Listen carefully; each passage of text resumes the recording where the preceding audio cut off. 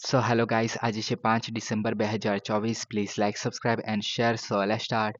તો આજે આપણે ટોટલ 13 ટોપિક કવર કરવાના છે, જેની અંદર ઘણા ઇમ્પોર્ટન્ટ ટોપિક્સ જેમ કે અરવલ્લી ગ્રીન વોલ પ્રોજેક્ટ, એની અંદર આપણે અરવલ્લી રેન્જ જોવા મળે છે તેના વિશે વાત કરશું. Rafale marine, Sanchi Stupa, LISA system, green steel, high risk food category, super જ્વાળામુખી, વૈશ્વિક વન સ્ટોપ સેન્ટર અને બાકીના બધા ટોપિક્સ એને પણ આપણે એકદમ ડિટેલમાં કવર કરશું. ઓકે, તો હવે સ્ટાર્ટ કરીએ. તો આપણે સૌ પ્રથમ ટોપિક છે Aravalli green wall project. Okay, તો રિયાદમાં એટલે કે સાઉદી અરેબિયામાં United Nation convention to combat desertification. Okay, તો જે United Nation combat convention to combat desertification છે, જે આની આપણે COP16 એટલે કે આપણે કોન્ફરન્સ ઓફ પાર્ટી એટલે કે 16મી મિટિંગ જે છે ચાલી રહી છે રિયાદમાં. ઓકે, આ જે મિટિંગ છે એ 2જી તારીખથી 2 ડિસેમ્બરથી માંડીને 13 ડિસેમ્બર સુધી એ જે છે ચાલવાની છે. ઓકે, હવે આની અંદર જે છે ભારતે તેની નવીન અરવલ્લી ગ્રીન વોલ પ્રોજેક્ટ જે છે એ પ્રદર્શિત કરશે. ઓકે, અને જમીનમાં અધોગતિ અને રણીકરણ સામે લડવા માટેની એક વ્યાપક પહેલ તરીકે આને ગણવામાં આવે છે. ઓકે, હવે અરવલ્લી ગ્રીન વોલ પ્રોજેક્ટની જો આપણે વાત કરીએ, ઓકે, તો આ જે છે આફ્રિકન ગ્રેટ ગ્રીન વોલ જે જોવા મળે છે. ઓકે, તો તેનાથી પ્રેરિત છે. ઓકે, આ પહેલથી. ઓકે, અને એ જે વોલ છે એ ક્યાં જોવા મળે છે, તો કે સેનેગલથી ઝીબુટી સુધી જોવા મળે છે. ઓકે, હવે આપણે મેપમાં જોઈએ તો આજે તમે જોઈ શકો છો અહીંયા સેનેગલથી સ્ટાર્ટ થાય છે. ઓકે, અને એ જે છે ઝીબુટી સુધી જે છે આપણે ગ્રીન વોલ જે જોવા મળે છે. ઓકે, આમાં શું કરવામાં આવે છે કે જે સહારા રણ જે છે, ઓકે, તો એ જે છે આપણે દક્ષિણ તરફ જે વધી રહ્યું છે, ઓકે, તો તેને રોકવા માટે આપણે ગ્રીન પટ્ટો બનાવવામાં આવે છે, જેમાં વૃક્ષો ઉગાડવામાં આવશે, જળાશયો લગાડવામાં આવશે, જેથી જે રણ જે આપણે દક્ષિણ તરફ વધી રહ્યું છે, ઓકે, તો તેને આપણે એક રીતે રોકી શકાય. ઓકે, અને આની અંદર બીજા બધા દેશો જેમ કે મોરિટોનિયા, પછી માલી છે, નાઇજર છે, બુર્કિના ફાસો છે, નાઇજીરિયા છે, ચાડ છે, સુદાન, ઇરિટેરિયા, ઇથોપિયા. ઓકે, તો આટલા દેશોનો સમાવેશ થાય છે જે ગ્રેટ ગ્રીન વોલ છે તેની અંદર. ઓકે, અને આટલો જે ભાગ છે આપણે બધાને ખબર છે કે આને આપણે હોર્ન ઓફ આફ્રિકા કહેવામાં છે. એમાં કયા કયા દેશો, તો કે ઇરિટેરિયા છે, ઝિબુતી છે, ઇથોપિયા અને અહીંયા જે છે સોમાલિયા. ઓકે, તો આટલા દેશોનો સમાવેશ થાય છે જે હોર્ન ઓફ આફ્રિકા જોવા મળે છે તેની અંદર. ઓકે, તો આટલી વસ્તુ તમારે ઇમ્પોર્ટન્ટ બને છે. ઓકે, હવે આગળ વાત કરીએ એના વિશે. તો કે થાર રણથી ઉત્તર ભાગમાં જે ફેલાતા રણીકરણનો સામનો કરવા માટે પરિકલ્પના છે. ઓકે, તો આ જે છે તમે જોઈ શકો છો કે આપણે મોસ્ટલી ખબર છે કે બધું થાર રણ જે છે અહીંયા જોવા મળે છે આપણે રાજસ્થાનમાં. ઓકે, તો એ જે છે ઉત્તર બાજુ જે મતલબ આ બાજુ જે વધી રહ્યું છે, ઓકે, દિલ્હી છે, હરિયાણા છે, એ બાજુ ગુજરાત છે. ઓકે, પછી મધ્યપ્રદેશ છે, એ બાજુના રિજિયનમાં જે વધી રહ્યું છે રણ. ઓકે, તો તેને રોકવા માટે આજે તમે જોઈ શકો છો કે અરવલ્લીમાં જ એક રીતે આપણે ગ્રીન બેલ્ટ બનાવવાનું છે, કે જેનું નામ આપવામાં છે Aravalli green wall project. Okay, હવે આ જે છે હરિયાણા, રાજસ્થાન, ગુજરાત અને દિલ્હી. ઓકે, તો આટલા આટલા જ રાજ્યમાં જે છે અરવલ્લી પણ જોવા મળે છે. અરવલ્લી જે માઉન્ટેન રેન્જ જે છે તે પણ આટલામાં જોવા મળે છે. ઓકે, હવે આનો ધ્યેય શું છે, તો કે 2027 સુધીમાં 1.15 મિલિયન હેક્ટર જેટલા ક્ષતિગ્રસ્ત જે જમીન છે, ઓકે, તો તેની પુનઃસ્થાપના એટલે કે રિકવર કરવાની છે આટલી જમીન. ઓકે, કેટલી? 1.15 મિલિયન જેટલી. ઓકે, જમીનની જે અધોગતિ, ધોવાણ અને દુષ્કાળથી અસરોથી શમન કરવાનું છે. ઓકે, અને પ્રારંભિક તબક્કામાં 75 જેટલા જળાશયોને પુનર્જીવિત કરવાનું છે. ઓકે, એટલે કે જે સુકાઈ ગયા છે તેને ફરીથી પુનર્જીવિત કરવાનું છે. ઓકે, હવે તમે આમાં જોઈ શકો છો કે પોરબંદરથી સ્ટાર્ટ કરીને એટલે ગુજરાતથી સ્ટાર્ટ કરીને પોરબંદરથી પાણીપત સુધી આ જે છે લઈ જવાના છો. કે આ જે છે ગ્રીન વોલ જે છે act as a barrier for the dust from the west and the check eastward march to the Thar desert. Okay, એટલે કે થાર ડેઝર્ટથી જે આપણે ઉડી રહેલી છે ડસ્ટ એ બધું જે છે વેસ્ટ બાજુ જઈ રહી છે. કે પૂર્વ બાજુ જે જઈ રહી છે, ઓકે, વેસ્ટમાંથી, તો એને આપણે રોકી શકાશે. ઓકે, પછી restoring the degraded land and through the massive afforestation એટલે કે આપણે વૃક્ષારોપણ કરવાનું આવશે અહીંયા. ઓકે, અને project yet to be get formal, હજુ ફોર્મલ રિકવરી મતલબ ફોર્મલ નોડેશન એટલે કે ફોર્મલ અપ્રુવલ હજુ બાકી છે. ઓકે, હવે આ જે છે 1400 કિલોમીટરનું જે છે 1400 કિલોમીટરનું જે છે ગ્રીન વોલ બનાવવામાં આવશે. ઓકે, આની અંદર આગળ વાત કરીએ આના વિશે. તો કે આની અંદર વિશેષતાની વાત કરીએ તો રેન્જમાં જે છે 1400 કિલોમીટર લાંબો અને 5 કિલોમીટર પહોળો જે છે ગ્રીન બેલ્ટ બનાવવાનો છે. ઓકે, તો એ તમે સમજી શકો છો કે સ્વદેશી વનીકરણ, જીવ વિવિધતા સંરક્ષણ અને અદ્યતન જે જળ વ્યવસ્થાપન એકીકરણ કરવામાં આવશે. ઓકે, ઇકોસિસ્ટમને સ્થિર કરવા માટે GIS ટૂલ થઈ ગયા, પછી પ્રકૃતિ આધારિત ઉકેલોનો ઉપયોગ કરવામાં આવશે. ઓકે, ટકાઉ પુનઃસ્થાપન અને હરિયાળી રોજગારની તકો માટે સ્થાનિક સમુદાયોની સંડોવણી પણ કરવામાં આવશે આની અંદર. ઓકે, આગળ વાત કરીએ અરવલ્લી વિશે. તો આપણને બધાને ખબર છે કે અરવલ્લી ક્યાં આવેલી છે, તો અહીંયા આવેલી છે. ઓકે, અરવલ્લી અહીંયા છે. ઓકે, આપણે ગુજરાતથી સ્ટાર્ટ કરીને દિલ્હી સુધી જાય છે. ઓકે, બાકીનું આપણે વિંધ્યા રેન્જ અહીંયા જોવા મળે છે. ઓકે, ત્યારબાદ અહીંયા આપણે નર્મદા નદી જોવા મળે છે આ બંનેની વચ્ચે. ઓકે, ને પછી સતપુરા રેન્જ જોવા મળે છે. ઓકે, અને ત્યારબાદ આપણે તાપી નદી જોવા મળે છે જે ગુજરાત સુધી આવે છે. ઓકે, બધાને ખબર છે આટલી વસ્તુ. ઓકે, બાકીના બધા જે છે અહીંયા તમે જોઈ શકો અહીંયા જાસ્કર રેન્જ છે. ઓકે, પછી અહીંયા આપણે શું કે કારાકોરમ જે રેન્જ જે કહીએ છીએ. ઓકે, ત્યારબાદ આપણે જે અહીંયા શિવાલિક રેન્જ થઈ ગયું. ઓકે, અને આપણે કંચનજંગા અહીંયા આવેલું છે. ઓકે, અહીંયા કેટુ આવેલું છે. ઓકે, તો આ થઈ ગયું. આગળ વાત કરીએ તો કે વિશ્વની સૌથી મતલબ જૂના ગણ એટલે કે ફોલ્ડ માઉન્ટેન છે. ઓકે, હવે આ જે છે પર્વતોમાંનો એક છે. ઓકે, ફોલ્ડ માઉન્ટેન છે, આ ખાસ યાદ રાખો, બ્લોક માઉન્ટેન નથી. ઓકે, આગળ વાત કરીએ સ્થાનની, તો કે દક્ષિણ પશ્ચિમ દિશામાં આશરે 670 કિલોમીટર જેટલો ચાલે છે. ઓકે, દિલ્હી નજીક શરૂ થાય છે, દક્ષિણ હરિયાણા અને ત્યારબાદ રાજસ્થાનમાંથી પસાર થાય છે અને ત્યારબાદ ગુજરાતમાં જે છે સમાપ્ત થઈ જાય છે. ઓકે, રાજસ્થાનના જે અર્બુદા પર્વતમાં જે છે આપણે ગુરુ શિખર, જે સૌથી ઊંચું શિખર છે, આ રેન્જ જે છે અરવલ્લી રેન્જનું, એનું સૌથી ઊંચું શિખર છે. ઓકે, જ્યાં આપણે માઉન્ટ આબુ જે કહીએ છીએ. ઓકે, ત્યારબાદ નદીઓની જે વાત કરીએ. ઓકે, તો બનાસ અને સાહિબી જે નદી છે અહીંયાથી વહે છે અને એ જે છે યમુનાની ઉપનદીઓ છે. ઓકે, અને લુણી નદી આપણે બધાને ખબર છે કે જે કચ્છના રણમાં આવીને સુકાઈ જાય છે. ઓકે, આગળ વાત કરીએ રચનાની, તો કે અરવલ્લી દિલ્હી ઓરોજેનિક પટ્ટામાં ભાગ છે. ઓકે, અને આ જે છે પ્રોટોરોઝોઇક જે યુગ જોવા મળતું હતું તેની અંદર ટેક્ટોનિક પ્લેટોના અથડામણને કારણે રચાય છે. ઓકે, ટેક્ટોનિક પ્લેટો એટલે તમને ખબર જ હશે કે બે પ્લેટો જ્યારે અથડાય છે. ઓકે, તો એને કારણે જે છે રચાય છે, ત્યારે આપણે હિમાલય પણ ફોલ્ડ માઉન્ટેન છે. ઓકે, કેમ કે આપણે જે શું કહેવાય કે એશિયા જે પ્લેટ હતી. ઓકે, ને આપણે જે ઇન્ડિયા જે પ્લેટ હતી. ઓકે, તો એ બંને સાથે અથડાઈ ગયું, એને કારણે હિમાલય જે છે ઉત્પન્ન થયો છે. એવી રીતના જ આપણે જે અરવલ્લી રેન્જ જે છે એ પણ એક ટેક્ટોનિક જે ઘટના છે એને કારણે જ રચાઈ છે. ઓકે, ભારતીય શિલ્ડનો ભાગ જોવા મળે છે. ઓકે, જે ક્રેટોનિક અથડામણની શ્રેણીમાંથી બનાવેલો છે. ઓકે, એક વખત અત્યંત ઊંચો હતો, આ પણ એક રીતે હિમાલય જેટલો ઊંચો હતો એવું કહેવામાં આવે છે. ઓકે, પણ હવામાનની જે અસર થઈ છે આટલા વર્ષોને કારણે, એને કારણે એ જે છે ઘસાઈ ગયો છે. ઓકે, સંસાધનોની વાત કરીએ તો તાંબુ છે, જસત, સીસુ, આરસ. ઓકે, તો એવા બધા જે ખનિજો છે આની અંદર જોવા મળે છે. ઓકે, પછી આને જે છે બે ભાગોમાં વિભાજિત કરવામાં આવે છે અરવલ્લીને. ઓકે, દક્ષિણ અરવલ્લી શ્રેણી, જેને સંભાર સિહોરી શ્રેણી કહેવામાં આવે છે, જેમાં ઉકારા અને ગુરુ શિખર જે માઉન્ટ આબુ આવેલું છે. ઓકે, તો એ બધાનો સમાવેશ થાય છે આપણે દક્ષિણ અરવલ્લી શ્રેણીમાં થાય છે. ઓકે, જે આપણે ગુજરાતવાળો ભાગ છે તેમાં. ઓકે, અને ગુજરાત અને રાજસ્થાનવાળો ભાગ છે તે. ઓકે, અને ત્યારબાદ ઉત્તરીય અરવલ્લી પર્વતમાળા જે સંભાર ખેતરી પર્વતમાળા, જે આપણે હરિયાણા અને દિલ્હીનો સમાવેશ થાય છે એની અંદર. ઓકે, જેમાં 3 અવિચ્છેદિત પર્વતમાળાઓનો સમાવેશ થાય છે. ઓકે, તો આટલી વસ્તુ થઈ ગઈ આપણે અરવલ્લી રેન્જમાં. ઓકે, હવે નેક્સ્ટ ટોપિકની વાત કરીએ રાફેલ મરીન.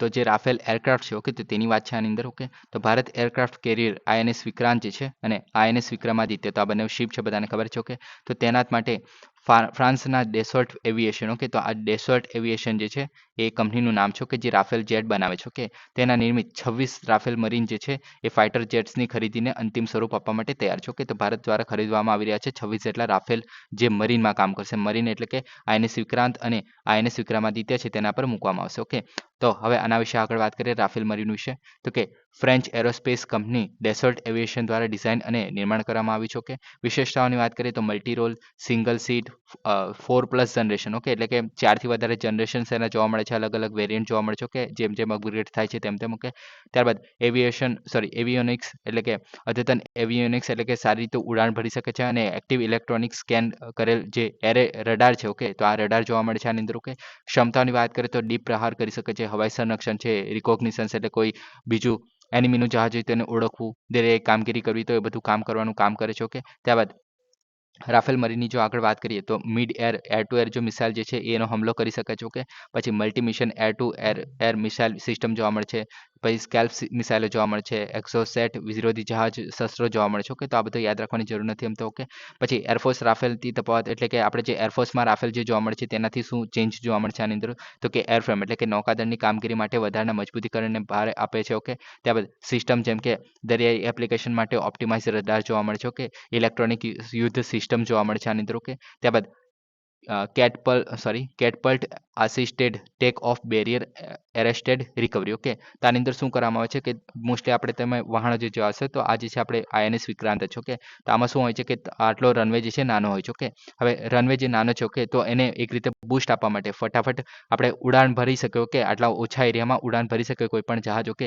તો એના માટે જે છે આ સિસ્ટમ જોવા મળે છે. ઓકે, તો એને કહેવામાં આવે છે આપણે CATOBAR. ઓકે, એને શું કહેવામાં આવે છે catapult assisted take off barrier arrested recovery. Okay, અને બીજું આવે છે શોર્ટ ટેક ઓફ. ઓકે, એટલે કે ઓછા રેન્જમાં જે છે ટેક ઓફ કરી શકે અને બેરિયર એરેસ્ટેડ રિકવરી. ઓકે, એટલે કે આમાં શું હોય છે, તમે એક મૂવી જોયો હશે ટોપ ગન મેવરિક કરીને એક મૂવી છે ટોમ ક્રુઝનું છે. ઓકે, તેમાં જે છે આપણે કોઈ પ્લેન જે છે જ્યારે લેન્ડ કરતો હોય છે આ જહાજ પર. ઓકે, તો એના આગળ જે છે રસ્તામાં એક બે સાંકળો નાખી દેવામાં આવે છે. ઓકે, જે ઓટોમેટિક જે છે એના પેંડા પર ચીપકી જાય છે એક રીતે. ઓકે, તો એને એ સિસ્ટમને આ કહેવામાં આવે છે, જેને કહેવામાં આવે છે શું, તો કે બેરિયર એરેસ્ટેડ રિકવરી. ઓકે, તેના માટે ઉન્નત છે. તો આ બંને સિસ્ટમ પણ એની અંદર જોવા મળે છે. ઓકે, સ્પેસિફિકલી આપણે જો મરીન એરક્રાફ્ટની વાત કરીએ છીએ તો જ. ઓકે, રાફેલ માટેની જ વાત છે. ઓકે, હવે આની અંદર શસ્ત્રો અને એવિએશન જોવા મળશે, જે સામાન્ય સ્યુટ છે, જાળવણી, લોજિસ્ટિકમાં ખર્ચમાં કાર્યક્ષમતા સુનિશ્ચિત કરે છે. ઓકે, તો આ બધું આની અંદર જોવા મળે છે. ઓકે, હવે આગળ નેક્સ્ટ ટોપિકની વાત કરીએ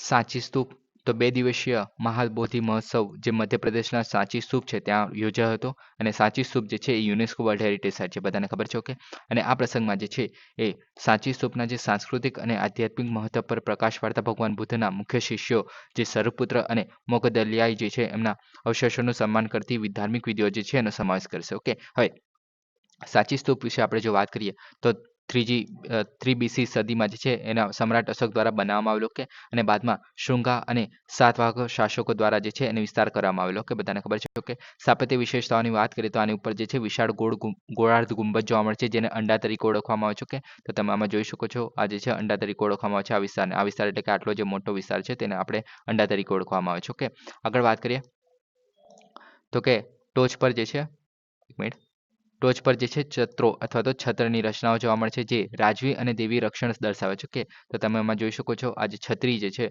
તેને આપણે રાજવી અથવા તો દેવી આપણે પ્રસિદ્ધિ તરીકે ગણી શકીએ છો કે આગળ વાત કરીએ તો કે હર્મિકા જોવા મળશે જે બાલ્કની ગુંબજની ઉપર જોવા મળે છે કે જે દેવતાના નિવાસનું પ્રતિનિધિત્વ કરે છે તો આ થઈ ગઈ આપણી હર્મિકાઓ કે જે આપણે દેવતાના નિવાસની વાત કરે છે કે ત્યારબાદ મેધી અવશેષોનો સંગ્રહ દર્શાવે છે કે અને સ્તૂપના આધાર તરીકે સેવા આપે છે કે તો મેધી જે છે અહીંયા તમે જોઈ શકો છો ઓકે હવે અમુક જગ્યાઓ લખ્યું છે કે જે આપણે પરિક્રમા કરતા હોય છે તેને પણ મેધી તરીકે ઓળખવામાં આવે છે પણ મેધી જે છે મોસ્ટલી સેન્ટરમાં જોવા મળશે ઓકે મેધી જે છે એક રીતે આધાર પ્રોવાઈડ કરે છે ઓકે ત્યારબાદ મેધી એટલે તમે આ વિસ્તાર પણ સમજી શકો છો કે એક રીતે આગળ વાત કરીએ હવે આગળ શું છે તો કે તોરણ જોવા મળે છે તો બુદ્ધના જીવનની ઘટનાઓ અને જાતક વાર્તાઓ દર્શાવે છે ઓકે અને 4 વિસ્તૃત કોતરણા વાળા દરવાજો જોવા મળે છે ઓકે અને 4 મુખ્ય દિશાઓ તરફ નિર્દેશ કરે છે ઓકે તો આવી રીતના તમે જોઈ શકો છો કે આ જે ચારે ચાર દરવાજા જે જોવા મળે છે ઓકે તો આ જે છે તોરણા તરીકે ઓળખવામાં આવે છે જેમાં અમુક વાર આપણે નેશનલ મ્યુઝિયમ છે ઓકે તેમાં પણ આવા તોરણના જે અમુક ટુકડાઓ મૂકવામાં આવેલા છે ઓકે ત્યારબાદ વેદિકા જોવા મળશે જે પવિત્ર રક્ષણ માટે સ્તૂપને ઘેરતી રેલિંગ છે ઓકે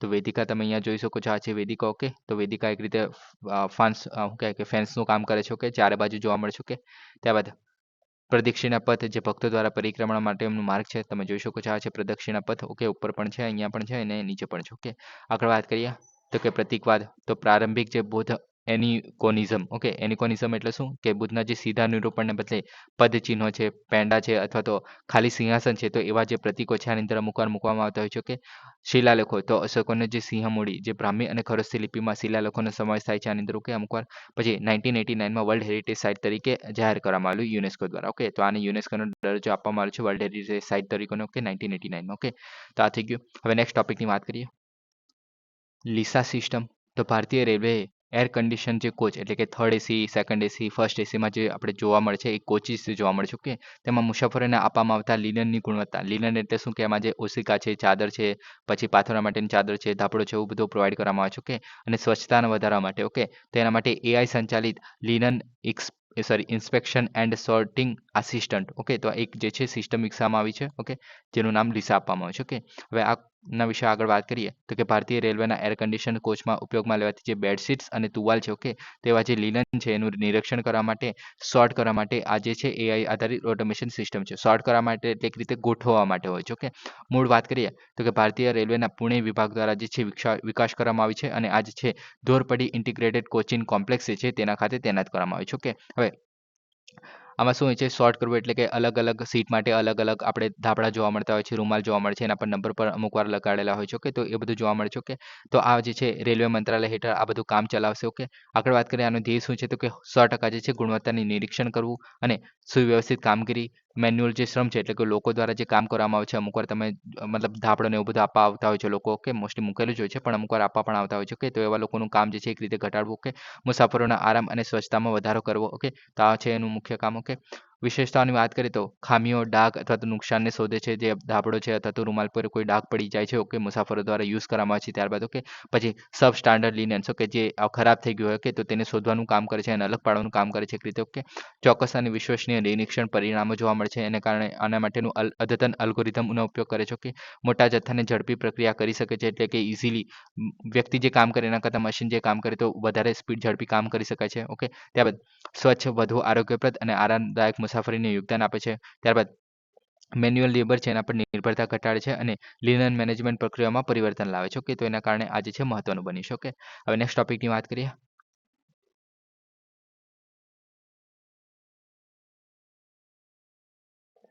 ગ્રીન સ્ટીલ તો સ્ટીલ ઉદ્યોગ જે છે વૈશ્વિક CO2 ઉત્સર્જનમાં 8% જેટલો ફાળો આપે છે. ઓકે, જેને આપણે ડિકાર્બોનાઇઝેશનના પ્રયાસોએ નવીનીકરણ ઉર્જા અને જે ટકાઉ પ્રથાઓ છે એનો ઉપયોગ કરીને આપણે ડિકાર્બોનાઇઝેશન કરી શકીએ છીએ એક રીતે, અને ગ્રીન સ્ટીલમાં નવીનતાઓનો વેગ આપી શકે છે. ઓકે, હવે એના માટે જ આ જે છે ગ્રીન સ્ટીલ ન્યૂઝમાં છે. ઓકે, હવે ગ્રીન સ્ટીલની વાત કરીએ તો એ શું છે, તો કે એવી સ્ટીલ જે પુનઃપ્રાપ્ય ઉર્જા અને ટકાઉ પ્રક્રિયાઓ છે એનો ઉપયોગ કરીને ઉત્પાદિત જે સ્ટીલ છે એનો સંદર્ભ આપે છે. ઓકે, જે કાર્બન ઉત્સર્જનમાં ઘટાડો છે. ઓકે, એક રીતે હવે આના માટે ઉત્પાદનની અલગ અલગ પદ્ધતિઓ જોવા મળશે. ઓકે, જેમ કે આપણે ગ્રીન સ્ટીલ ઉત્પન્ન કરવું હોય તો આપણે રિન્યુએબલ એનર્જી અથવા તો ટકાઉ પ્રક્રિયાનો ઉપયોગ કરશો. ઓકે, હવે એમાં પહેલી પદ્ધતિ શું છે, તો કે ઇલેક્ટ્રિક આર્ક ફર્નેસ. ઓકે, તો આની અંદર શું કરવામાં આવે છે, તો કે સ્ક્રેપ મેટલ. ઓકે, તો જે ઓલરેડી આપણે મતલબ જૂનું મેટલ છે, જૂનું મેટલ એટલે કે આપણે ગાડીમાં યુઝ કર્યું હોય, વાહનમાં યુઝ કર્યું હોય, કે તેવી રીતના અલગ અલગ જગ્યાએ જે મેટલ એ શોધવામાં આવશે. ઓકે, અને એનો જે છે આપણે નવીનીકરણ વીજળી ઉપયોગ કરીને પછી એને આપણે યુઝ કરશું. ઓકે, ફરીથી આપણે રિસાયકલ કરશું એક રીતે. ઓકે, અને નોંધપાત્ર રીતે એક રીતે આપણે એને ઉત્સર્જનમાં ઘટાડો કરવામાં આવે છે. ઓકે, CO2ના ઉત્સર્જનમાં. ઓકે,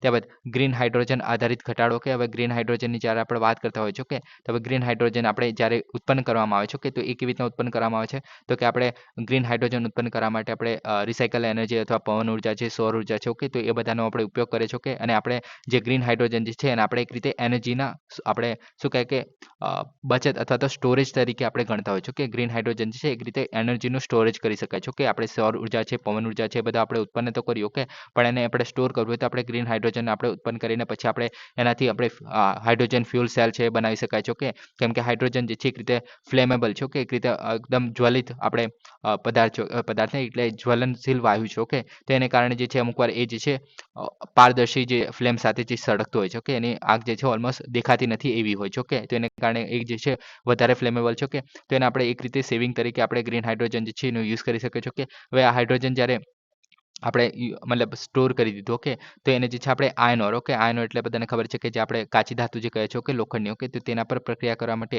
નવીનીકરણ સ્ત્રોતમાંથી મેળવેલું જે હાઇડ્રોજન છે. ઓકે, એટલે કે આપણે જે આપણે પવન ઉર્જા છે, સૌર ઉર્જા છે એનો ઉપયોગ કરીને જે આપણે હાઇડ્રોજન બનાવ્યું. ઓકે, તો તે ઉર્જાનો આપણે ફરી ઉપયોગ જે છે આયન ઓર અથવા તો જે આપણે કાચી ધાતુ છે તેને આપણે મેલ્ટ કરવા માટે કોલસાને બદલે જે છે આપણે આનો યુઝ કરી શકીએ છીએ હાઇડ્રોજન. ઓકે, ત્યારબાદ ડાયરેક્ટ વિદ્યુત વિચ્છેદન વિશ્લેષણ જે આપણે એલ્યુમિનિયમ માટે કરતા હોઈએ છીએ. ઓકે, તેવું જ સેમ પ્રક્રિયા જે છે લોખંડના આપણે કાચી ધાતુ જોવા મળશે એનામાંથી આપણે નવીનીકરણ ઉર્જા જે છે એનો ઉપયોગ કરીને વીજળી બનાવીએ. ઓકે, જે રીતે આપણે અહીંયા ગ્રીન હાઇડ્રોજન બનાવેલું એવી રીતના જ આપણે અહીંયા કોલસાનો ઉપયોગ કરીને એની વીજળી ઉત્પન્ન કરીએ. ઓકે, અને એ વીજળીનો ઉપયોગ આપણે ડાયરેક્ટલી વિદ્યુત વિચ્છેદન વિશ્લેષણ છે. ઓકે, તે પ્રક્રિયાનો યુઝ કરીને આપણે જે કાચી ધાતુ છે એમાંથી લોખંડ આપણે મેળવી શકીએ છીએ. તો આવી રીતના અલગ અલગ પદ્ધતિઓ જોવા મળે છે ઉત્પાદન માટેની. ઓકે, ત્યારબાદ આપણે તોડી પાડવામાં આવેલા જહાજોનો સ્ક્રેપ. ઓકે, એટલે કે જે એકદમ જૂના જહાજો થઈ ગયા. ઓકે, તો અમુક વાર આપણે મ્યુઝિયમ બનાવી દેતા હોય છે, પણ મ્યુઝિયમ પણ ના બનાવવું હોય તો આપણે જે છે કાર્બન ડાયોક્સાઇડનું ઉત્સર્જન ઘટાડવા માટે કાચા માલની સાંકળમાં ફેરસ સ્ક્રેપનો મિશ્રણનો સમાવેશ થાય છે. ઓકે, એટલે કે આ જે જહાજોનો જે લોખંડ હશે. ઓકે, તો તેને આપણે ફરીથી રિકવર કરીને ફરી આપણે એને ઓગાળશું અને પછી આપણે ફરીથી સ્ટીલ ઉત્પન્ન કરશું, રિસાયકલ કરશું એક રીતે. ઓકે,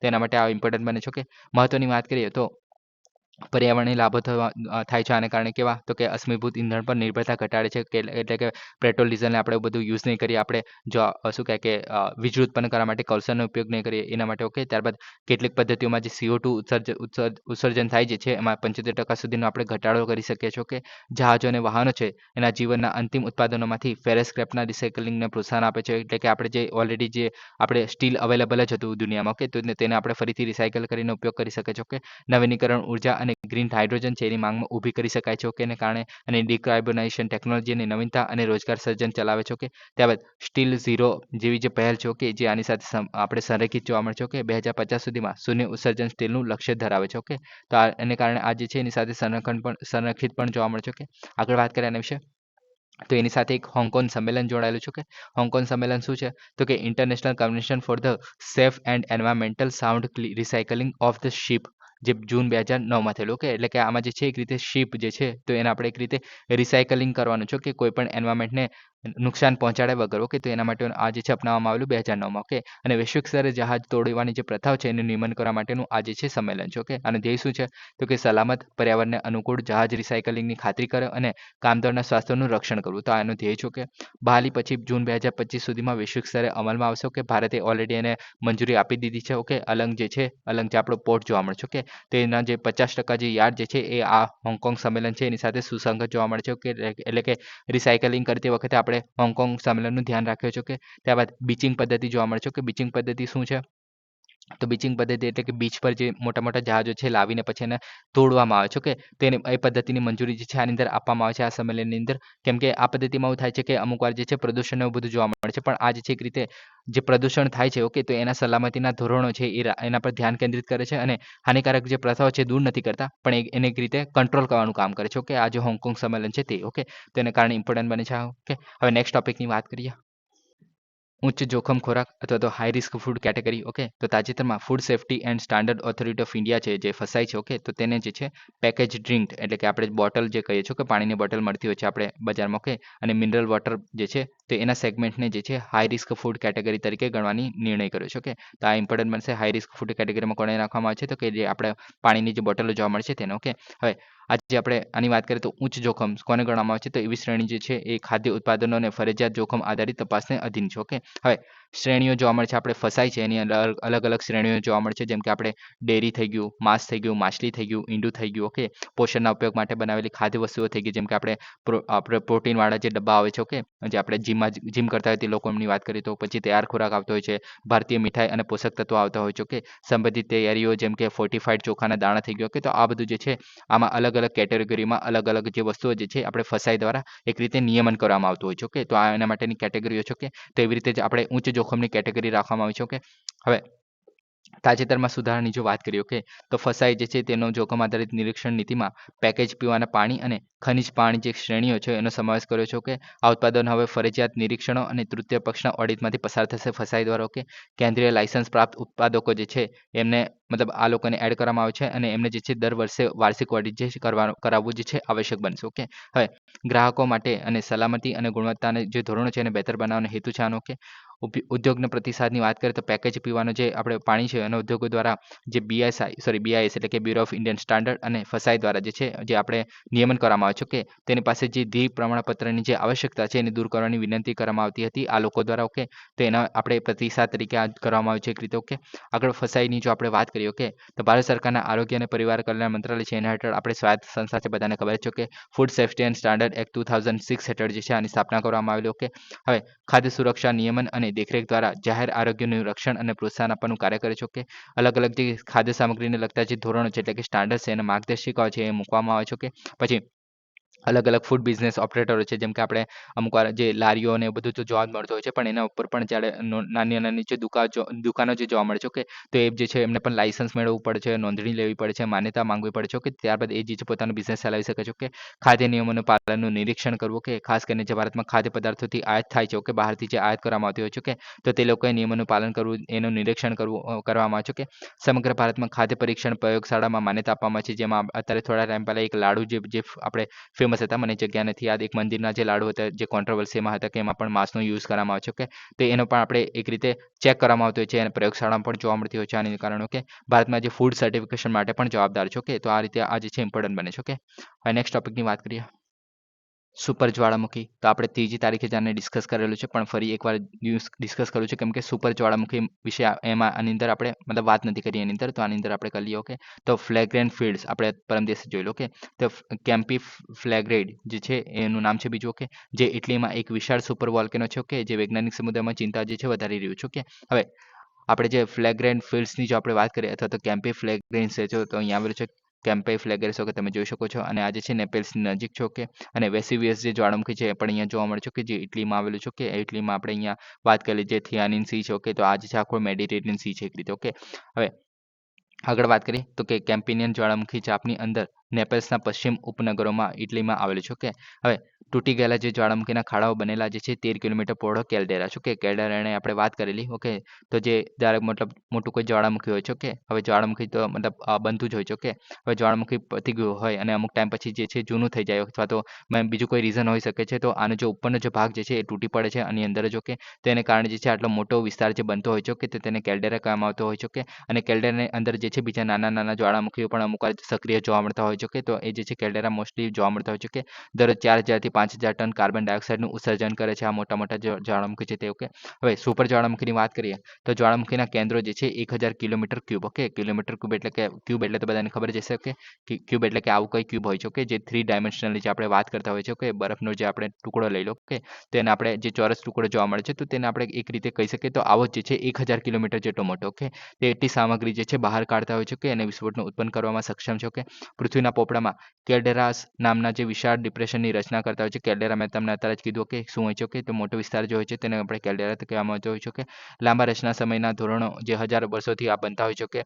હવે વિસ્ફોટ દરમિયાન જે છે મોટા પાયે ઉર્જા મુક્ત કરે છે પ્લસ વૈશ્વિક અસરો પણ જોવા મળે છે કે જ્વાળામુખીના શિખરોને બદલે ડિપ્રેશનમાં પરિણમે છે કે આગળ જઈને કે ઉદાહરણની વાત કરીએ તો યોલોસ્ટોન કેલ્ડેરા છે યુએસએનું પછી ટોબા ઇન્ડોનેશિયામાં આવેલ છે ફ્લેગ્રેન્ટ ફિલ્ડ છે ઇટલીમાં આવેલ છે જે આયરું છે ઓકે જે ફ્લેગ્રેન્ટ ફિલ્ડ છે ઓકે આગળ વાત કરીએ જ્વાળામુખી અને આપણે સુપર જ્વાળામુખીનો તફાવત ઓકે તો જ્વાળામુખી હશે તેનું નાનું શંકુ આકાર અથવા માળખું હશે ઓકે અને સુપર જ્વાળામુખીની વાત કરીએ તો 10 કિલોમીટરમાં પણ ફેલાયેલા હોઈ શકે જેમ કે આ જે છે લગભગ 13 કિલોમીટરમાં ફેલાયેલું છે ઓકે પછી આ જે છે 1000 કિલોમીટર કરતાં ઓછી સામગ્રી ધરાવશે અને આ જે છે 1000 કિલોમીટર ક્યુબ કરતાં જે છે વધુ સામગ્રી ધરાવશે કે જ્વાળામુખી જે છે વધુ વારંવાર વિસ્ફોટ કરતા હોય છે આ જે છે અત્યંત દુર્લભ જોવા મળતા હોય છે કે અને હજારો વર્ષો પછી બનતું હોય છે ઓકે ને ત્યારબાદ અમુકવાર ફાટતું પણ હોય છે ઓકે સ્થાનિક અથવા તો પ્રાદેશિક અસરો થાય છે આની જે છે વૈશ્વિક અસરો જોવા મળશે કેમ કે એટલો મોટો છે એને કારણે કે ઇકોસિસ્ટમને અસર કરી શકે છે ઓકે સામાન્ય રીતે પર્વતો તરીકે દૃશ્યમાન થાય છે અને ઘણી વખત આ જે છે સૂક્ષ્મ હતાશ તરીકે ઓળખવામાં મતલબ મુશ્કેલી પણ થઈ શકે છે એવી જગ્યા પણ હોઈ શકે છે હા ઓકે આગળ વાત કરીએ એના વિશે સુપર જ્વાળામુખીની રચના તો રચના કેવી રીતના થાય છે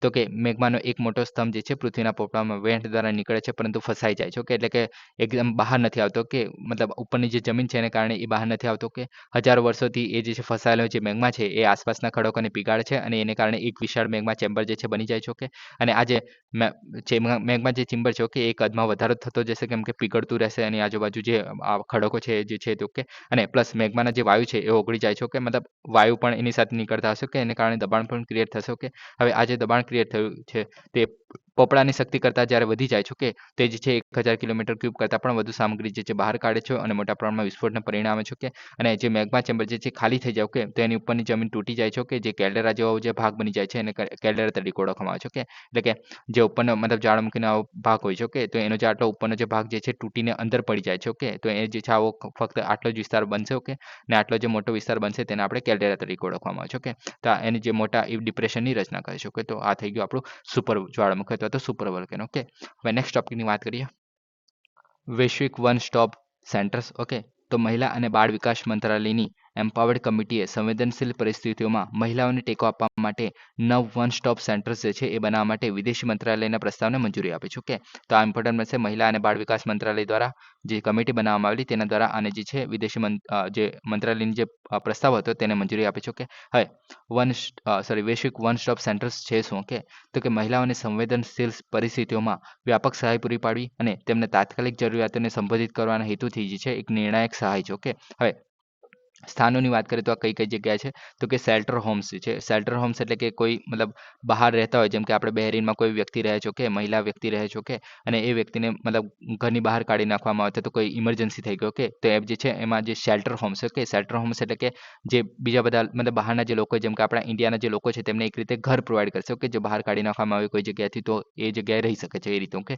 ત્યારબાદ કુવૈત થઈ ગયું ઓમાન કતાર યુએઈ સાઉદી અરેબિયા જિહાદ અને રિયાદ ઓકે તો આ બધી જગ્યાએ જોવા મળે છે શેલ્ટર હોમ્સ ઓકે એના સિવાય શેલ્ટર હોમ વિના પણ બીજી હેલ્પ પ્રોવાઈડ કરવામાં આવે છે ટોરન્ટો અને સિંગાપોર ઓકે ટોરન્ટો લગભગ કેનેડામાં આવેલું છે ઓકે તો એ જગ્યાએ આપણે જોવા મળે છે ઓકે આગળ વાત કરીએ પહેલ તો કે વિદેશ મંત્રાલયે આ મિશન માટે સમર્પિત બજેટ લાઇન ખોલી છે કે હવે ભારતીય સમુદાય કલ્યાણ નિધિ જે છે જોવા મળે છે જે પીડિત નાગરિકો ભારતીય નાગરિકો છે અને ખાસ કરીને જે મહિલાઓ માટે જે કલ્યાણના પગલાંને વિસ્તારે છે ઓકે હવે આની અંદર અમુક જે સુસાવરી લાવવામાં છે જેમ કે રહેવાની વ્યવસ્થા થઈ ગઈ ફસાયેલા લોકો માટે હવાઈ મુસાફરી થઈ ગઈ કાનૂની સહાય થઈ ગઈ તબીબી સંભાળ થઈ ગઈ નશ્વર અને અવશેષણોનું પ્રત્યાર્પણ ઓકે હવે નશ્વર અવશેષો એટલે શું કે કોઈનું મૃત્યુ થઈ ગયું ઓકે અને કોઈ ઓળખતું નથી એ દેશમાં ઓકે તે રીતે એનું આપણે એક રીતે સેવ કરવાનું અથવા તો સાચવી રાખવાનું જે કામ કરવામાં આવે છે અમુક કરો કે વિદેશી ભારતીયો દ્વારા જે સામનો કરવામાં આવતી જે સમસ્યાઓ છે એની વિશાળ શ્રેણીને સંબોધવા માટે વિસ્તૃત કરેલ છે આવી અલગ અલગ જે કટોકટી છે તેની અંદર હેલ્પ કરવા માટે આ જે છે એક રીતે ફંડ છે ઓકે આગળ વાત કરીએ આના વિશે તો કે ચોક્કસ જોગવાઈઓ પણ જોવા મળે છે આની અંદર. Okay,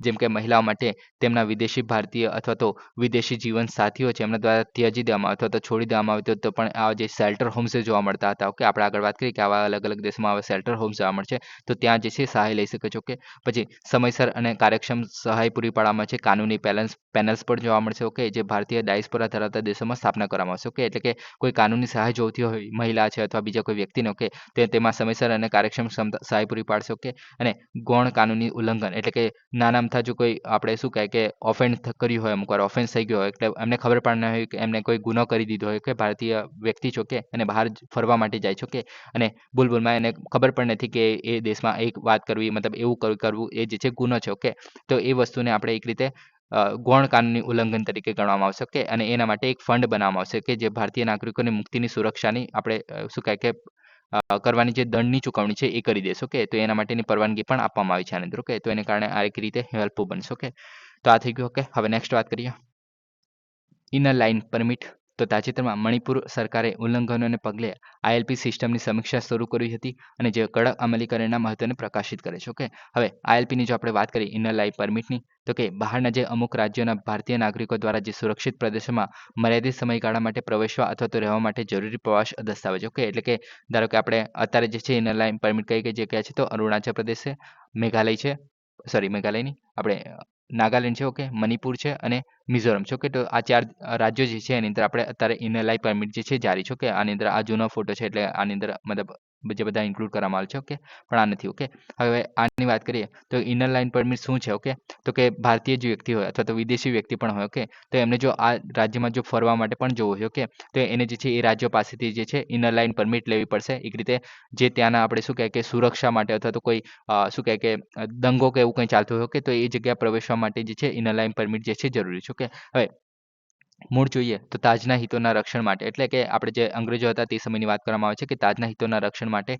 Bengal eastern frontier regulation act જે છે 1873 નો, ઓકે, એના હેઠળ વસાહતી યુગ દરમિયાન જે છે ઉદ્ભવેલું. વસાહતી યુદ્ધ એટલે કે આપણે જે લોકો જે રહેતા હતા અંગ્રેજ લોકો, કે તેમના દ્વારા આ જે છે ઉદ્ભવેલું. ત્યારબાદ કાયદાનું સંચાલનની વાત કરીએ અત્યારે તો કે વિદેશી પ્રવાસીઓ માટે ફોરેનર્સ સંરક્ષિત વિસ્તારો ઓર્ડર 1858, ઓકે, સોરી 1958 હેઠળ નિયમન કરવામાં આવે છે. ઓકે, અને ભારતીય નાગરિકો માટે રાજ્ય વિશિષ્ટ આઈએલપી જે છે અમુક વાર જોવા મળે છે. ઓકે, હવે આના વિશે વાત કરીએ તો કે અત્યારે જે છે હાલમાં અરુણાચલ પ્રદેશ, નાગાલેન્ડ, મિઝોરમ અને મણિપુર, ઓકે, તો આ 4 રાજ્યોમાં જે છે મોસ્ટલી અત્યારે આઈએલપી જોવા મળે છે. બીજા બધા રાજ્યોમાં નથી જોવા મળતું. ઓકે, સામેલ વિભાગોની વાત કરીએ તો કે ગૃહ વિભાગ છે કે હોમ મિનિસ્ટ્રી આવી જાય છે અને સંબંધિત રાજ્ય સરકાર જે છે આની સાથે અમલીકરણની દેખરેખ રાખે છે. ઓકે, ત્યારબાદ જારી કરનાર સત્તા કોણ છે? તો કે આઈએલપી જે છે સંબંધિત રાજ્યના અધિકારીઓ છે એના દ્વારા જારી કરી શકાય છે. ઓકે, ત્યારબાદ વિશેષતાની વાત કરીએ તો કે બિન નિવાસીઓ માટે નિયુક્ત રાજ્યોમાં પ્રવેશવું ફરજિયાત છે. ઓકે, મર્યાદિત રોકાણ અવધિનો ઉલ્લેખ કરે છે. ઓકે, એટલે કે તમે જે છે લાંબા સમય સુધી નહીં રોકાઈ શકો આની અંદર. ઓકે, આ રાજ્યમાં અથવા તો પછી આની અંદર બીજી બધી પરમિટ જેમ કે લેબર પરમિટ એટલે કોઈ કામ કરતું હોય તો, પછી નિયમન પરમિટ છે, પછી પ્રવાસી પરમિટ છે, તો આ બધી પરમિટ જે છે આને કહેવામાં આવે છે કે જે ઇનર લાઇન પરમિટની અંદર જ આવી જાય છે. ઓકે,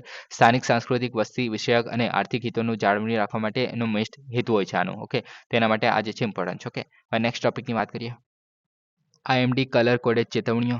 તો ચક્રવાત ફેંગલ જે પુડુચેરી અને તમિલનાડુ નજીક આવેલું લેન્ડફોર કરેલું પુડુચેરીમાં. ઓકે, તો તમિલનાડુ અને પુડુચેરીના કેટલાક જિલ્લામાં ભારે વરસાદ અને ભારે પવન લાવેલો. ઓકે, હવે એના માટે જ આઈએમડી દ્વારા જે છે અમુક વાર જે કલર કોડેડ ચેતવણીઓ આપવામાં આવતી હોય છે. કે ચેતવણીઓ જે છે લીલો જે કલર બતાવતો હોય કે તો બધું બરાબર છે એ રીતે જોવામાં આવે છે. કે ગંભીર હવામાન સૂચવે છે અને કોઈ કાર્યવાહીની જરૂર નથી એવું સૂચવે છે. ઓકે, ત્યારબાદ પીળું જે છે એક સાવચેત રહેવાનું સંકેત આપે છે જે સાધારણ અથવા તો ખરાબ હવામાનને કારણે સંભવિત વિક્ષેપોની ચેતવણી આપે છે. ઓકે, અને સાવચેતી રાખવાની સલાહ આપે છે. કે ત્યારબાદ નારંગી એટલે કે તૈયાર રહો કે ચક્રવાત આવવાનું છે એ રીતે આપવામાં આવે છે. કે અને અત્યંત ખરાબ હવામાનની સંભાવનાને હાઇલાઇટ કરે છે. કે ત્યારબાદ લાલ જે છે એક્શન લો એટલે કે જોખમી હવામાન દર્શાવે છે. કે જીવન માટે જોખમ ઊભું કરવાની નિશ્ચિતતાનો સંકેત આપે છે. કે અને તાત્કાલિક પગલાંની તૈયારીની માંગ કરે છે. ઓકે, તો આ 4 જે સંકેતો આપવામાં આવે છે. કે ત્યારબાદ ચક્રવાત ચેતવણીના તબક્કા પણ જોવા મળશે જેમ કે પ્રી સાયક્લોન વોચ જે 72 કલાક પહેલા આપવામાં આવે છે. કે જે ડાયરેક્ટર જનરલ ઓફ મીટરોલોજી છે એના દ્વારા જે છે જારી કરવામાં આવે છે. કે જે પ્રારંભિક ચેતવણીનો પ્રકાર કહી શકાય છે એક રીતે. ઓકે, ત્યારબાદ ચક્રવાતની ચેતવણી જે 48 કલાક પહેલા આપવામાં આવે છે. કે જે વાવાઝોડાના સ્થાન, દિશા, અસરગ્રસ્ત વિસ્તારો છે એની વિગતો આપે છે આની અંદર. ઓકે, ત્યારબાદ ચક્રવાત ચેતવણી 24 કલાક પહેલા આપવામાં આવે છે જે લેન્ડફોલ વિગતો એટલે કે કઈ જગ્યાએ જે છે ચક્રવાત જમીન પર આવી ગયું છે. ઓકે, અપેક્ષિત તીવ્રતા એટલે કે એની શું કે શું કરી શકે છે તેની અને સલામતીના સલાહ જે છે એ પણ આપવામાં આવે છે એની અંદર ઓકે અને લેન્ડફોલ પછીનું આઉટલુક ઓકે તો 12 કલાક પહેલા આપવામાં આવે છે જે વાવાઝોડાની આંતરિક હિલચાલ એટલે કે અંદર જમીન પર આવી ગયા પછી એને શું કામ કર્યું છે કે તેને આપણે વાત કરવામાં આવે છે અને સંબંધિત પ્રતિકૂળ હવામાન અસરોની આગાહી પણ કરે છે ઓકે તો આટલી વસ્તુ જોવા મળે છે આઈએમડીના કલર કોડેડ જે ચેતવણી છે એની અંદર ઓકે હવે નેક્સ્ટ વાત કરીએ યુગાન્ડા તો પૂર્વીય યુગાન્ડામાં ભારે વરસાદને કારણે બુમબલી જે જિલ્લામાં વિનાશક ભૂસ્ખલન થયું છે જેમાં 20 લોકોના મોત થયા છે 750 લોકોએ સ્થળાંતર કર્યું છે અને 2125 જે ઘરો છે એનો નાશ થયો છે ઓકે હવે યુગાન્ડાની વાત કરીએ તો યુગાન્ડા ક્યાં આવેલું છે તો તમે જોઈ શકો છો આ યુગાન્ડા છે અહીંયા ઓકે અહીંયા જે છે સોમાલી આવેલું છે ઉપર ઓકે હવે આગળ વાત કરીએ યુગાન્ડાની ઓકે તો બુલામલ્લી જે જિલ્લો છે એમાં યુગાન્ડામાં ભૂસ્ખલનનું સ્થળ છે જેના 6 ગામોને નાશ કર્યો છે કે સેંકડો વિસ્થાપિત કર્યા છે કે પૂર્વ પર્વતીય વિસ્તારોમાં જોવા મળે છે ભારે વરસાદ અને કાદવને કારણે સંવેદનશીલ છે ઓકે હવે જે આપણે યુગાન્ડાની જો વાત કરીએ સ્પેસિફિકલી ઓકે તો પૂર્વ આફ્રિકામાં લેન્ડલોક દેશ છે એટલે કે ચારે બાજુ છે બીજા બધા શું કહે કે લેન્ડથી એટલે કે જમીનથી ઘેરાયેલું છે ઓકે અને આફ્રિકન ગ્રેટ લેક્સ છે એના ક્ષેત્રમાં સ્થિત છે ઓકે આફ્રિકન ગ્રેટ લેક્સમાં જે છે આપણે લેક વિક્ટોરિયા આવે છે બધાને ખબર છે ઓકે ત્યારબાદ નાઇલ તટ પ્રદેશમાં આવેલું છે કે જે ફળદ્રુપતા જમીનો અને નોંધપાત્ર જળાશયો જોવા મળે છે કે તો નાઇલ નદી જે છે આની અંદર વિક્ટોરિયા લેક છે એની અંદરથી નીકળે છે તમે જોઈ શકો છો કે ને આગળ જઈને યુગાન્ડામાંથી આખી પાસ થાય છે અને ત્યારબાદ આગળ વધે છે કે સુદાનમાં જાય છે કે આજુબાજુના જો વાત કરીએ તો ઉપર જે છે તમે જોઈ શકો છો કે અહીંયા સુદાન આવેલું છે કે ત્યારબાદ કેન્યા અહીંયા આવેલું છે કે ત્યારબાદ અહીંયા તંઝાનિયા છે રવાંડા છે અહીંયા ત્યારબાદ અહીંયા જે છે આપણે ડેમોક્રેટિક રિપબ્લિક ઓફ કોંગો જે છે આવેલું છે કે ત્યારબાદ આગળ વાત કરીએ આની અંદર તો કે નાઇલ નદીઓ જે છે તો નાઇલ છે કાફુ છે સેમલિક છે આલ્બર્ટ નાઇલ છે અગોઆગો છે કાટાંગો છે તેવા જે અનન્ય જે છે જોવા મળે છે કે તો નાઇલ નદી તમે અહીંયા જોઈ લીધું કે આ જે નાઇલ નદી છે અહીંયાથી પસાર થાય છે ઓકે ત્યારબાદ બીજી બધી નદીઓ પણ આવેલી છે કે ત્યારબાદ આપણે પર્વતની વાત કરીએ તો રેવેન્ઝોરી પર્વતમાળાનું ઘર છે જેમાં માઉન્ટ સ્ટેનલી જે છે એની ઉપર જે માર્ગેરિટા જે છે સૌથી મોટું આપણે પર્વત છે ઓકે અને માઉન્ટ એલ્ગોન પણ આવેલું છે અહીંયા ઓકે તો રેવેન્ઝરી આપણે જોઈએ તો આ તમે જોઈ શકો છો માઉન્ટ રેવેન્ઝરી જે છે અહીંયા આવેલું છે ઓકે તો માઉન્ટ રેવેન્ઝરી છે ઓકે ત્યારબાદ વાત કરીએ તો કે તળાવોની તો આફ્રિકાનું સૌથી મોટું તાજા પાણીનું તળાવ લેક વિક્ટોરિયા છે ઓકે અને બાકીના બધા કેન્યા અને તંઝાનિયા દેશો છે એની સાથે વહેંચાયેલું છે ઓકે તો વિક્ટોરિયા આપણે અત્યારે જોયું તો આ તમે જોઈ શકો છો આ લેક વિક્ટોરિયા છે ઓકે અને તંઝાનિયા અને રવાંડા સાથે એક રીતે વહેંચાયેલું છે ઓકે ત્યારબાદ આગળ વાત કરીએ તો કે અન્ય મોટા તળાવમાં લેક આલ્બર્ટ અને લેક એડવર્ડ પણ જોવા મળે છે ઓકે તો તમે જોઈ શકો છો આ છે આપણો લેક આલ્બર્ટ ઓકે અને આ થઈ ગયું લેક એડવર્ડ ઓકે તો આ બંને તળાવો છે ઓકે જે આપણે ડેમોક્રેટિક રિપબ્લિક ઓફ કોંગો છે તેની સાથે શેર કરે છે જે યુગાન્ડા છે એના દ્વારા ઓકે ત્યારબાદ આગળ વાત કરીએ તો રાષ્ટ્રીય ઉદ્યાનો પણ જોવા મળે છે જેની અંદર જે વિવિધતા જે બિંડી અવૈધ જે વન છે ઓકે રેવેન્ઝોરી જે પર્વતો છે કિબાલે અને મંગાહીના રાષ્ટ્રીય ઉદ્યાન છે એનો સમાવેશ થાય છે ઓકે તો એ બંને આની અંદર નથી દર્શાવવામાં આવ્યા મેપમાં ઓકે તો આ થઈ ગયું આપણું યુગાન્ડા ત્યારબાદ હવે નેક્સ્ટ વાત કરીએ સિરિયાની ઓકે તો કે એલેપ્પો સિરિયાનું બીજું સૌથી મોટું શહેર છે ઓકે જે એક દાયકામાં પ્રથમ વખત ઇસ્લામિક બળાખોરો જૂથો દ્વારા આગળ નીકળી ગયું છે ઓકે અને સિરિયાના ચાલુ ગૃહ યુદ્ધ વચ્ચે નિયંત્રણમાં નોંધપાત્ર પરિવર્તન દર્શાવે છે ઓકે હવે એ જાણવાની જરૂર નથી એની અંદર સિરિયા વિશે આપણે વાત કરીએ તો સિરિયા જે છે તમે જોઈ શકો છો ઉત્તર સિરિયા તુર્કીના સરહદથી આશરે 30 માઇલ જેટલું દર્શાવે છે ઓકે તો તમે જોઈ શકો છો આ તે તુર્કી ઓકે તો અહીંયાથી એલેપ્પો જે સિટી છે અહીંયા આવેલું છે ઓકે તો એ જે સિરિયામાં આવેલું છે સિરિયાનું આપણે બધાને ખબર છે દમાસ્કસ છે ઓકે આગળ વાત કરીએ એલેપ્પોમાં તો કે ક્વાયક નદી જે છે એલેપ્પોમાંથી પસાર થાય છે ઓકે પરંતુ તુર્કીમાં જે છે પાણીના ભારે વપરાશને કારણે ઘણીવાર સુકાય છે એટલા માટે જે અહીંયા દર્શાવવામાં પણ નથી આવે ઓકે આગળ વાત કરીએ આતંકવાદી સંગઠન જોવા મળે છે જે એનું નામ છે હયાત તહરીર અલ શામ ઓકે HTS જે છે એનું નામ છે ઓકે મહત્વની વાત કરીએ તો કે પ્રાચીન વેપારી હબ તરીકે હતું કે અને મુખ્ય વ્યાપારી માર્ગો અને ક્રોસ રોડ પર સ્થિત છે ઓકે આગળ યુનેસ્કો વર્લ્ડ હેરિટેજ સાઇટ તરીકે જે છે આને ઓલ્ડ સિટી ઓફ એલેમ્પો તરીકે ઓળખવામાં આવે છે એલેપ્પો તરીકે ઓળખવામાં આવે છે ઓકે આગળ વાત કરીએ તો કે મધ્યયુગીન ઇસ્લામિક આર્કિટેક્ચરનું મુખ્ય ઉદાહરણ જોવા મળે છે કે કેમ કે આમાં પ્રતિકાત્મક કિલ્લાઓ પણ જોવા મળે છે એને કારણે ઓકે હવે જે સિરિયાની વાત કરીએ તો સિરિયા ક્યાં આવેલું છે આ જે લેવન્ટ સિટી જે છે લેવન્ટ પ્રદેશ આવેલો છે કે લેવન્ટ ક્યાં છે હવે પહેલા સિરિયા ક્યાં છે તમે જોઈ લો સિરિયા અહીંયા છે ઓકે બાજુમાં શું છે તો કે ઈરાક આવેલું છે સાઉદી અરેબિયા છે આ બાજુ સાઉદી અરેબિયા નથી અહીંયા ઓકે જોર્ડન આવેલું છે બાજુમાં ઓકે ત્યારબાદ અહીંયા લેબનોન છે ઓકે ઇઝરાયલ છે અહીંયા ઓકે તો આટલું 4 વસ્તુ આવેલી છે અહીંયા આપણે મેડિટેરિયન સી પણ જોવા મળે છે ઓકે ઉપર આપણે તુર્કી જોવા મળે છે ઓકે હવે આપણે આના સિરિયા વિશે આગળ વાત કરીએ તો કે તુર્કી આપણે અત્યારે જોયું કે તુર્કી અહીંયા આવેલું છે ઓકે બાજુમાં આપણે ઈરાક છે અહીંયા આપણે જોર્ડન થઈ ગયું અહીંયા ઇઝરાયલ અને જોર્ડન થઈ ગયું ઓકે અને આપણે લેબનોન થઈ ગયું ઓકે ત્યારબાદ હવે આટલી વસ્તુ આવી ગઈ છે ઓકે અને આ બાજુ ભૂમધ્ય સમુદ્ર જોવા મળે છે કે મેડિટેરિયન સી જે આપણે કહે છે ઓકે નદી જોઈએ તો યુફ્રેટિસ નદી અને બરાડ નદી અને ક્વાયક નદી ઓકે તો આટલી નદીઓ જે છે જોવા મળે છે ઓકે હવે આમાં બધી નદી તો નથી ઓકે હવે ટિગ્રીસ નદી જે છે અહીંયાથી વહે છે ઓકે આગળ વાત કરીએ અહીંયા ખાબર નદી છે યુફ્રેટસ નદી જે છે અહીંયા આવેલી છે ઓકે તો આ જે યુફ્રેટિસ નદી જે છે અહીંયા આવેલી છે ઓકે ત્યારબાદ બરાડ નદી અને ક્વાયક નદી છે. ક્વાયક નદી છે તુર્કીમાંથી આવે છે, જે સુકાઈ જાય છે. ઓકે, તે એને દર્શાવવામાં નથી આવતી અને બરાડ નદી આની અંદર મેન્શન નથી કરવામાં આવી. ઓકે, આગળ વાત કરીએ ગૃહ યુદ્ધની, તો કે સરમુખત્યારશાહી જે છે શાસન જોવા મળે છે. ઓકે, સાંપ્રદાયિક સંઘર્ષો જોવા મળે છે. ઓકે, સાઉદી અરેબિયા અને ઈરાન વચ્ચે જે ભૌગોલિક રાજનીતિક જોવા મળે છે, હરીફાઈઓ જોવા મળે છે, જેને કારણે 2011માંથી આ જે છે બધું જોવા મળે છે. ઓકે, નોંધપાત્ર લક્ષણોની વાત કરીએ તો ઐતિહાસિક રીતે સમૃદ્ધ લેવેન્ટ પ્રદેશનો ભાગ છે. ઓકે, લેવેન્ટ પ્રદેશ એટલે કે આપણે અત્યારે જોયું કે લેવેન્ટ પ્રદેશ આટલા જે દેશો છે એને લેવેન્ટ પ્રદેશ ગણવામાં આવે છે. કે કયા કયા દેશો છે, તો કે સિરિયા થઈ ગયું, લેબનોન થઈ ગયું, ઇઝરાયલ થઈ ગયું, જોર્ડન થઈ ગયું અને સાયપ્રસ. તો આટલા દેશોને જે આપણે લેવેન્ટ પ્રદેશ તરીકે ઓળખવામાં આવે છે. ઓકે, આગળ વાત કરીએ તો કે શિયા સુન્ની સંઘર્ષમાં મુખ્ય યુદ્ધભૂમિ છે. ઓકે, શિયા સુન્ની એટલે શું છે, તો કે મુસલમાનની બે આપણે એક રીતે જાત કહી શકાય. ઓકે, તે એને કારણે મતલબ જોવા મળે છે આ યુદ્ધ. ઓકે, આરબ વસંત ચળવળનું કેન્દ્રબિંદુ જોવા મળે છે. ઓકે, હવે નેક્સ્ટ ટોપિકની વાત કરીએ તો કે રતાપાની ટાઈગર રિઝર્વ. ઓકે, તો મધ્યપ્રદેશ સરકારે સત્તાવાર રીતે રતાપાની વન્યજીવ અભયારણ્યને રાજ્યના 8મા ટાઈગર રિઝર્વ તરીકે સૂચિત કર્યું છે. ઓકે, હવે રતાપાની ટાઈગર રિઝર્વની જો આપણે વાત કરીએ તો મધ્યપ્રદેશના જે રાયસેન અને સિહોર જિલ્લામાં વિંધ્યાચલ પર્વતમાળામાં આવેલું છે. ઓકે, વિંધ્યા જે પર્વતમાળા જોવા મળે છે તેની અંદર આવેલું છે. ઓકે, તો તમે જોઈ શકો છો આ છે રતાપાની વન્યજીવ અભયારણ્ય. ઓકે, બીજા બધા પણ ઇમ્પોર્ટન્ટ છે, જેમ કે આપણે પન્ના ટાઈગર રિઝર્વ થઈ ગયું. ઓકે, પછી આપણે બાંધવગઢ ટાઈગર રિઝર્વ થઈ ગયું, સંજય ઘસીદાસ આપણે ટાઈગર રિઝર્વ થઈ ગયું, અચાનકમર થઈ ગયું, કાન્હા નેશનલ પાર્ક થઈ ગયું, પેંચ નેશનલ પાર્ક થઈ ગયું. ઓકે, પછી નવગાંવ જે છે, પછી તડોબા નેશનલ પાર્ક થઈ ગયું, બોર થઈ ગયું. ઓકે, મેલઘાટ થઈ ગયું. ઓકે, તો આટલા બધા જે છે ઇમ્પોર્ટન્ટ છે આની અંદર. ઓકે, પછી અહીંયા સતપુરા પણ આવી જાય છે. ઓકે, આગળ વાત કરીએ તો કે આની શરૂઆત જે છે 1976માં એને જે છે વન્યજીવ અભયારણ્ય તરીકે આપણે જાહેર કરવામાં આવેલું અને ત્યારબાદ 1983માં એને વધારે વિસ્તૃત કરવામાં આવ્યું. ઓકે,